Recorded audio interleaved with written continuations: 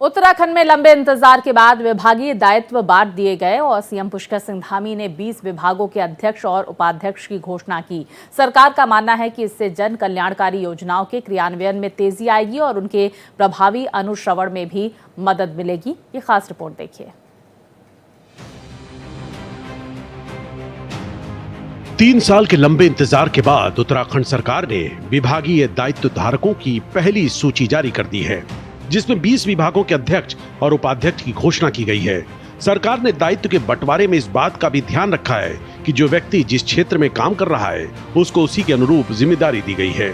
वहीं जिन लोगों को जिम्मेदारी दी गई है उसमें 4 महिलाएं भी शामिल हैं। सरकार के इस फैसले पर बीजेपी संगठन के महामंत्री आदित्य कोठारी ने सभी दायित्व धारकों को बधाई दी है।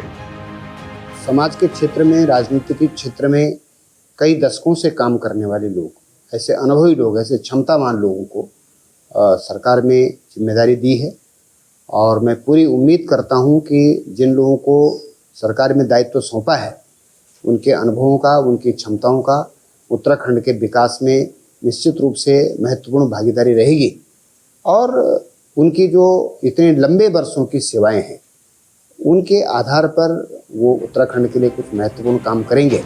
धामी सरकार ने जिन लोगों को विभागीय दायित्व बांटे हैं, उन्होंने कहा कि सरकार ने जो जिम्मेदारी उन्हें दी है उसे वो पूरी मेहनत और ईमानदारी के साथ निभाएंगे।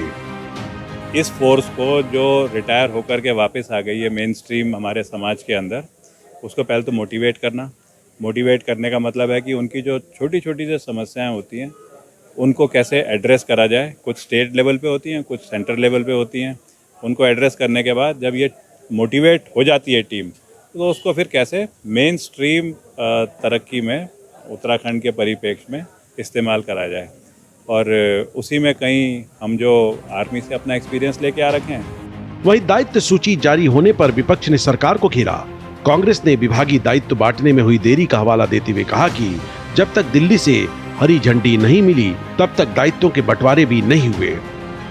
निश्चित रूप से दायित्वों का 3 साल बाद आना, हर त्योहार के बाद या हर साल के बाद ये कहा गया कि दायित्वों का बंटवारा होने वाला है, लेकिन हम देख रहे हैं 3 साल से न मंत्रिमंडल का विस्तार हो पा रहा था, न दायित्वों का बंटवारा हो पा रहा था। इस पूरे प्रकरण में मुख्यमंत्री धामी एक बहुत ही कमजोर और लाचार और मजबूर मुख्यमंत्री के रूप में दिखाई पड़े।